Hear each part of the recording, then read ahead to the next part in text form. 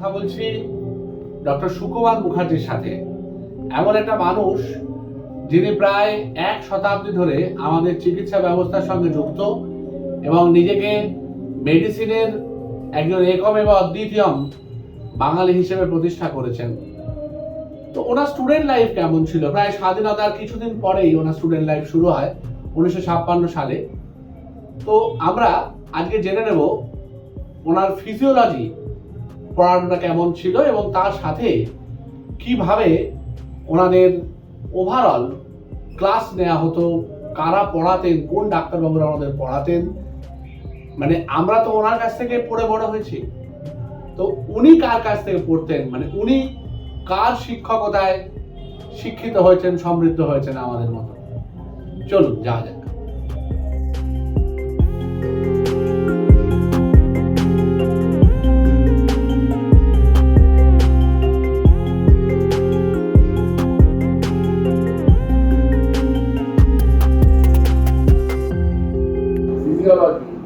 Physiology আমাদের teacher ছিলেন মাখন চক্রবর্তী।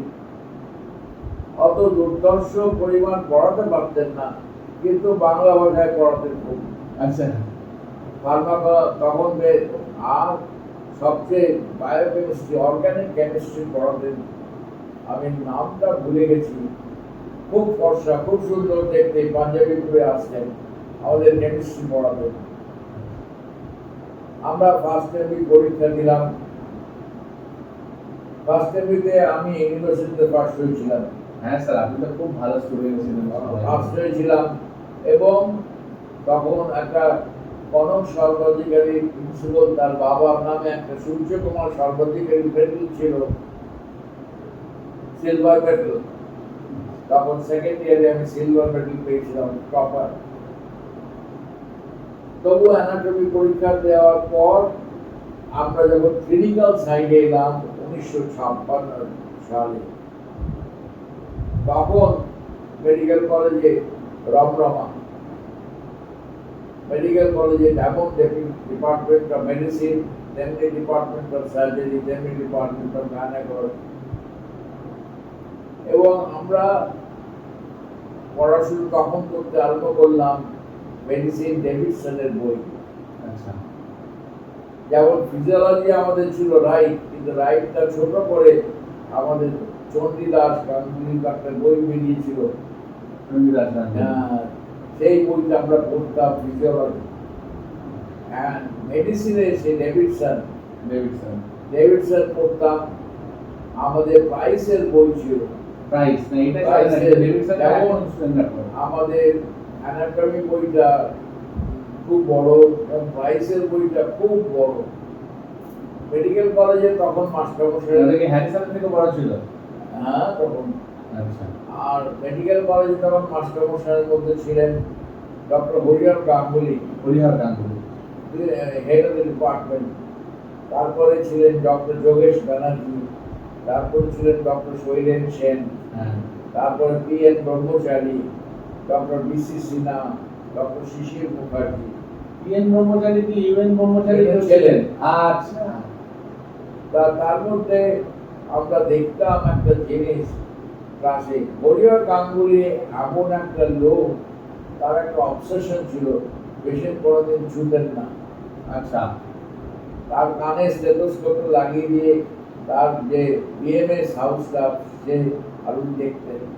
আচ্ছা, আর উনি আমাদের পড়াতেন একদম প্রাইসের লাইন বাই লাইন মুখস্থ, এরকম মুখস্থ।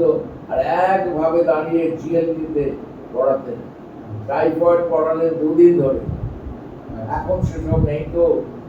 তখন যোগেশ ব্যানার্জি তেমনি বেড সাইডে এত স্ক্রুটিনি করতেন প্রতিটা জিনিসে, কিন্তু একটা কথা দুটো কথা ক্লিনিক্যাল সাইডে বলতেন।